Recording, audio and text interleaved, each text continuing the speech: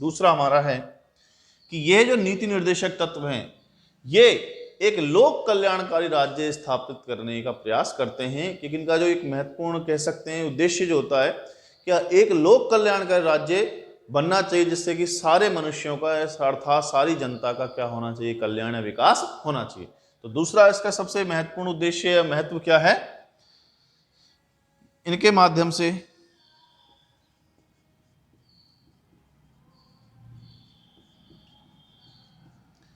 एक लोक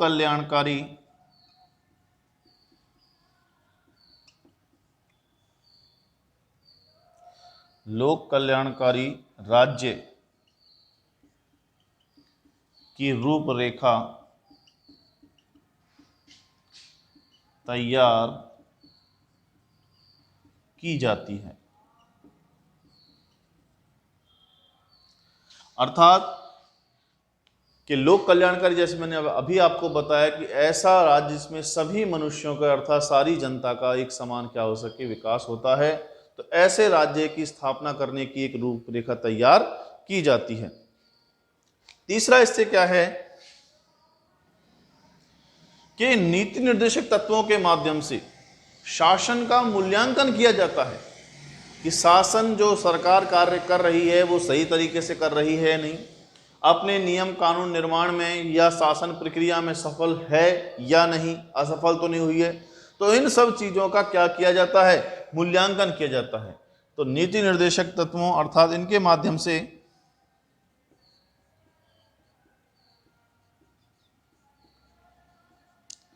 शासन का मूल्यांकन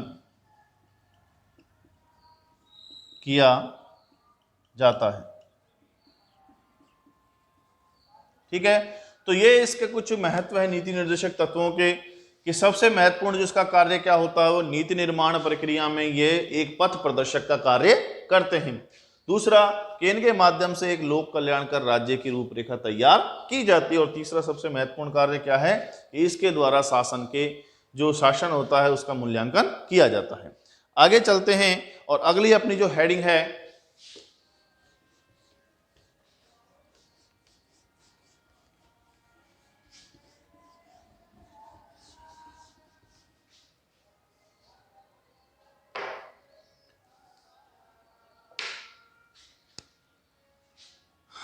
नीति निर्देशक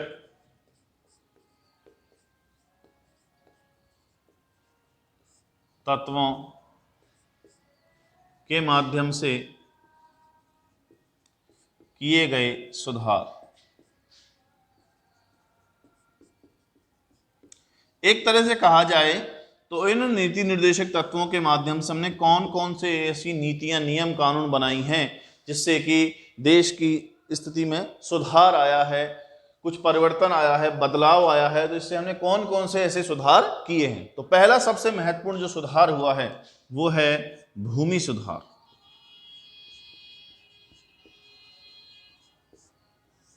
देखिए 1951 में भूमि सुधार अधिनियम लाया गया। ठीक है, 1951 में कौन सा अधिनियम लाया गया, भूमि सुधार अधिनियम लाया गया, जिसके माध्यम से जमींदारों से, क्योंकि पहले जमींदारी प्रथा थी तो सारी जो कृषि या खेत होते जमींदारों के पास होते थे, तो जमींदारी प्रथा को समाप्त करके सभी को समान कृषि भूमि प्रदान की गई, जिससे कि सभी को समान कृषि भूमि मिले और अपनी कृषि करके कृषि का उनको करने का मौका मिले, जिसके माध्यम से अपनी वो जीवन स्तर को सुधार सकें। तो भूमि सुधार अधिनियम 1951 के द्वारा क्या किया गया कि जमींदारी प्रथा को समाप्त करके उन सारी जमीन को समान किसानों में इक्वल यानी कि बराबर बांट दिया गया। तो इसी में आगे लिखते हैं ऐसे कि 1951 में भूमि सुधार अधिनियम 1951 को अपनाया गया,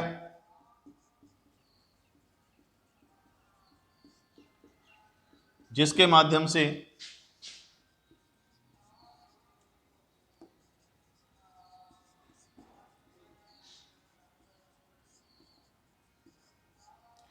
जमींदारी प्रथा को समाप्त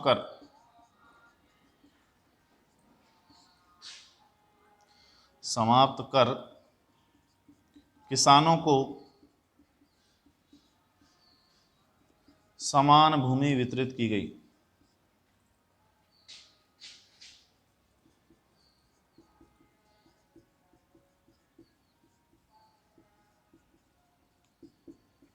इंक ला लेते हैं।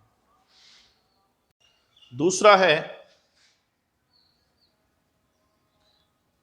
पंचायती राज व्यवस्था।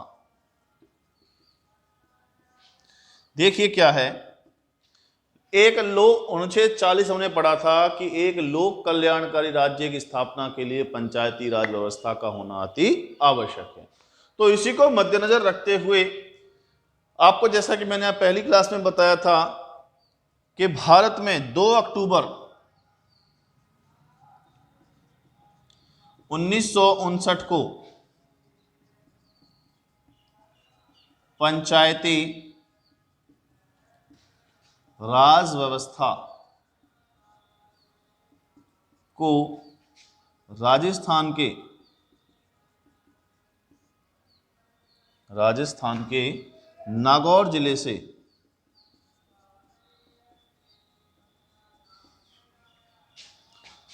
प्रारंभ किया गया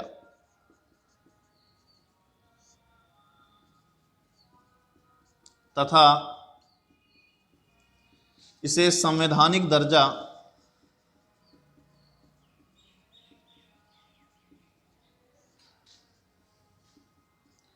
तिहत्तरवें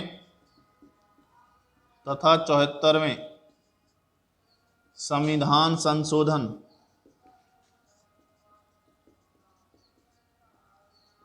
1992 को प्रदान किया गया।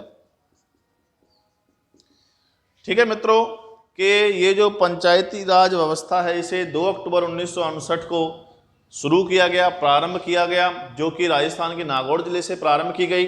लेकिन इसे जो संवैधानिक दर्जा मिला वो कब मिला? 1992 को मिला, जिसके तहत हमने कौन सा संविधान संशोधन किया? 73वां और 74वां संविधान संशोधन किया। तो ये हमारे 2 सुधार थे, भूमि सुधार, पंचायती राज व्यवस्था। अब तीसरे की तरफ बढ़ते हैं और तीसरा हमारा है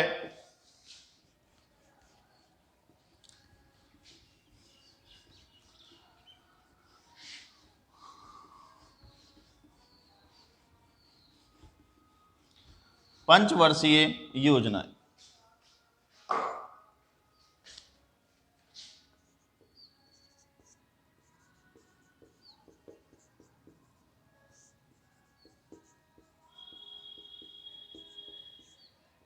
देखिए, भारतीय योजना आयोग के द्वारा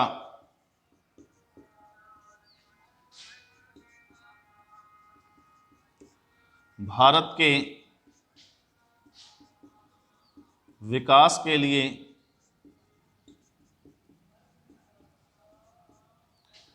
पंचवर्षीय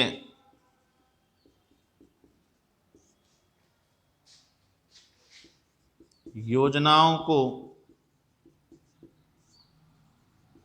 प्रारंभ किया गया।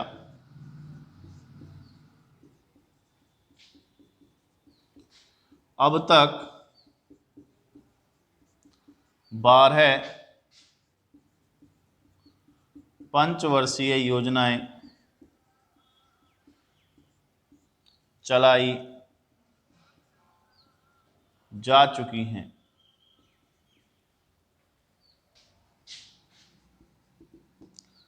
12वीं पंचवर्षीय योजना 2012 से 2017 तक चलाई गई। देखो पंचवर्षीय नहीं, पंच माने पांच, 5 वर्ष की योजना, अर्थात आने वाले 5 वर्षों में हम किन क्षेत्रों में कार्य करेंगे, किस तरीके से भारत को विकास के पथ पर आगे लेकर के जाएंगे। तो इसके लिए पंचवर्षीय क्या चलाई गई, योजना चलाई गई, किसके द्वारा, योजना आयोग के द्वारा। और अब तक जो अपनी पंचवर्षीय योजनाएं चली हैं वो कितनी हैं, चली हैं 12 चली हैं। अंतिम जो 12वीं हमारी पंचवर्षीय योजना थी उसका कार्यकाल कब से कब तक रहा, 2012 से 2017 तक। फिर 2017 में कुछ परिवर्तन करते हुए इसे त्रिवर्षीय योजना में बदल दिया गया और वर्तमान में जो त्रिवर्षीय योजना चल रही है वो 2017 से 2020 तक चलेगी। तो ये हमारा किया गया तीसरा सुधार था। अब चौथे सुधार की तरफ चलते हैं और चौथा हमारा सुधार क्या है,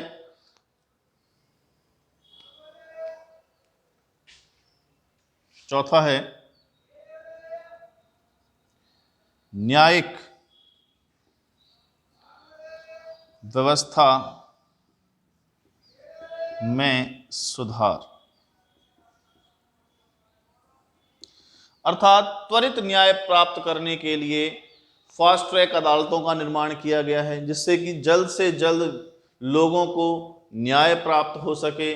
न्यायिक याचिकाओं, जैसे कि हम बोलते हैं जनहित याचिकाएं प्रारंभ की गई, इससे कि लोगों को आसानी से न्याय प्राप्त हो सके। लिखते हैं इसमें, इस व्यवस्था में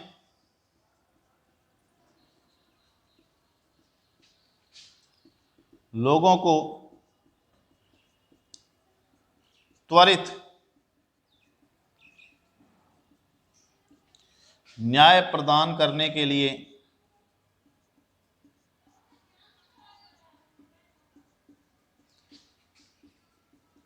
त्वरित अदालतों का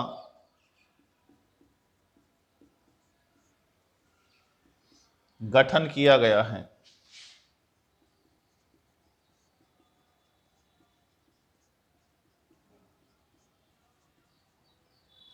जिसके तहत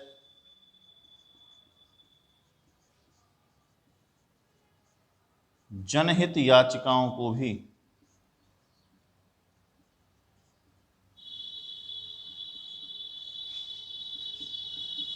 प्रारंभ किया गया है।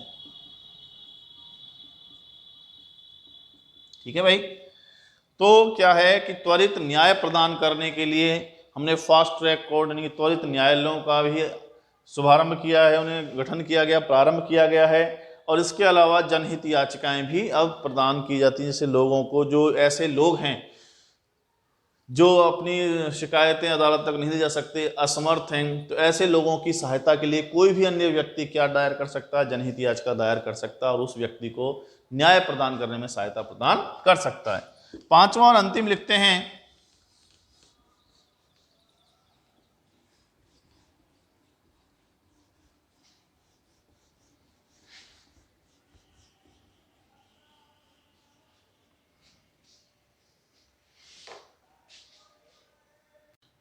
बड़े उद्योगों का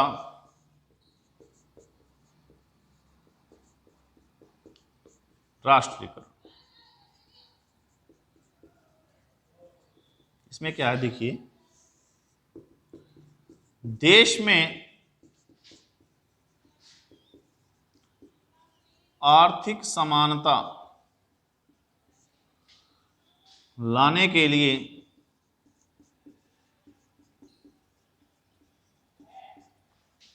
बड़े उद्योग जैसे बैंक, परिवहन, कोयला,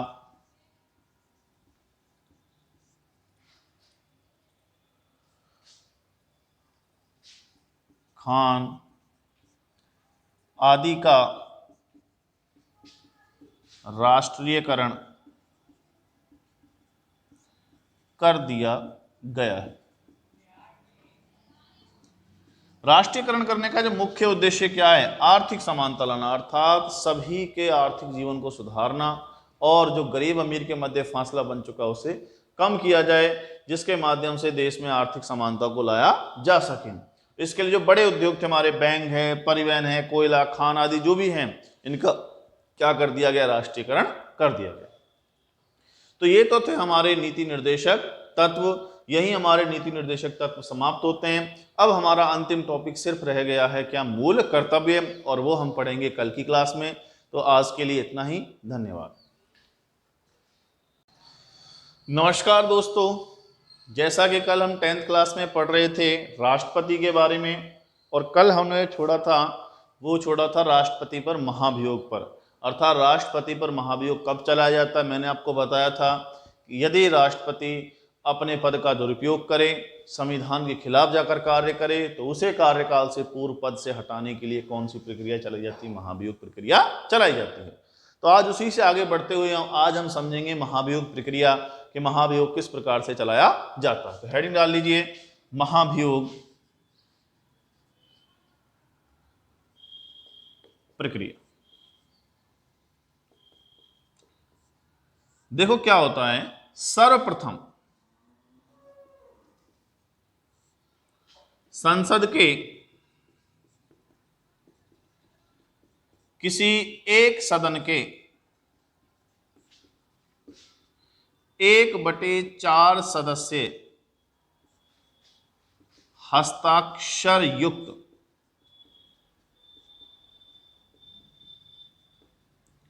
महाभियोग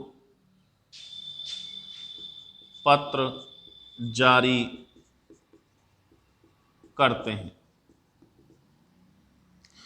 भाई संसद के किसी भी एक सदन में, अर्थात लोकसभा भी हो सकता है और राज्यसभा भी, दोनों में से कोई सा भी, कुल सदस्य, मान लो संसद में किसी एक सदन में, अब लोकसभा की बात कर लेते हैं, तो लोकसभा में मान लो 400 सदस्य बैठे, तो इसका 1/4 कितना हो गया, 100 के 100 सदस्य एक हस्ताक्षर युक्त क्या जारी करेंगे, महाभियोग पत्र जारी करेंगे कि भाई राष्ट्रपति ने इस प्रकार से गलत कार्य किया है और हम राष्ट्रपति को पद से हटाना चाहते हैं, तो इसके लिए हम एक महाभियोग पत्र लाए हैं और उस पर 1/4 सदस्यों के क्या होंगे, हस्ताक्षर होंगे, और फिर उस पत्र को जारी कर दिया जाए। तो पहला स्टेप क्लियर। अब क्या है, पत्र जारी करने से 14 दिन पूर्व राष्ट्रपति को सूचित किया जाए। अर्थात इसे जारी करने से 14 दिन पहले राष्ट्रपति को बताएंगे कि भाई साहब आपने इस प्रकार से गैर संवैधानिक कार्य किया है, तो आपको हम पद से हटाने के लिए एक महाभियोग चला रहे हैं। तो महाभियोग चलाने से पहले 14 दिन पहले राष्ट्रपति को सूचित किया जाएगा कि आपको हम पद से हटाने जा रहे हैं। तीसरा आप काम क्या करते हैं, सदन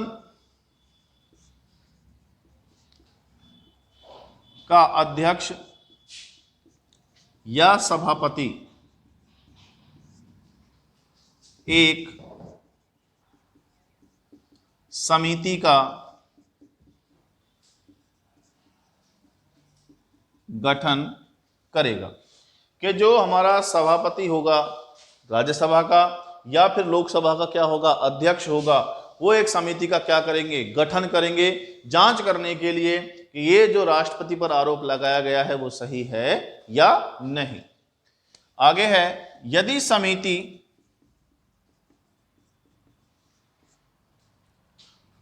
महाभियोग चलाने की सिफारिश करती है तो सदन में मतदान कराया जाएगा। भाई समिति ने कहा कि ये आरोप जो लगाया गया वो सही है, तो जिस सदन में लाया गया है उस सदन में क्या कराया जाएगा, मतदान कराया जाएगा। पहले सदन से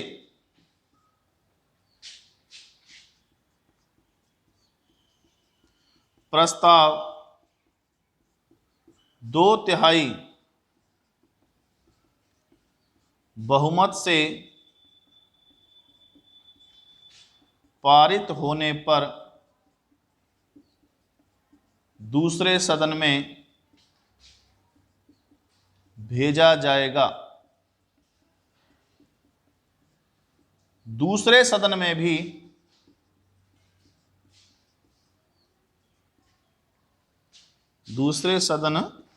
भी यदि प्रस्ताव 2/3 बहुमत से पारित हो जाता है तो राष्ट्रपति को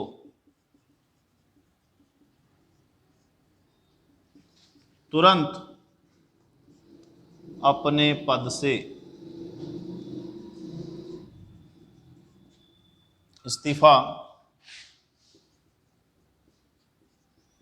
देना होगा। तो इस प्रकार से हमारी महाभियोग प्रक्रिया चलती है कि पहले संसद के किसी भी सदन से 1/4 सदस्य हस्ताक्षरयुक्त महाभियोग पत्र जारी करेंगे। उसे जारी करने से 14 दिन पहले राष्ट्रपति को सूचित किया जाएगा और जो सदन का या तो अध्यक्ष या सभापति जो भी होगा वो समिति का गठन करेगा। यदि समिति महाभियोग चलाने की क्या करती है, सिफारिश करती है, तो जिस सदन में लाया गया उस सदन में क्या होगा, मतदान होगा और वहां से यदि प्रस्ताव 2/3 बहुमत से पारित होता है तो उसे दूसरे सदन में भेजा जाएगा और दूसरे सदन से भी यदि प्रस्ताव 2/3 बहुमत से पारित हो जाता है तो राष्ट्रपति को तुरंत प्रभाव से क्या देना पड़ेगा, इस्तीफा देना पड़ेगा। तो ये थी हमारी आज की महाभियोग प्रक्रिया। बाकी बात करेंगे कल। धन्यवाद।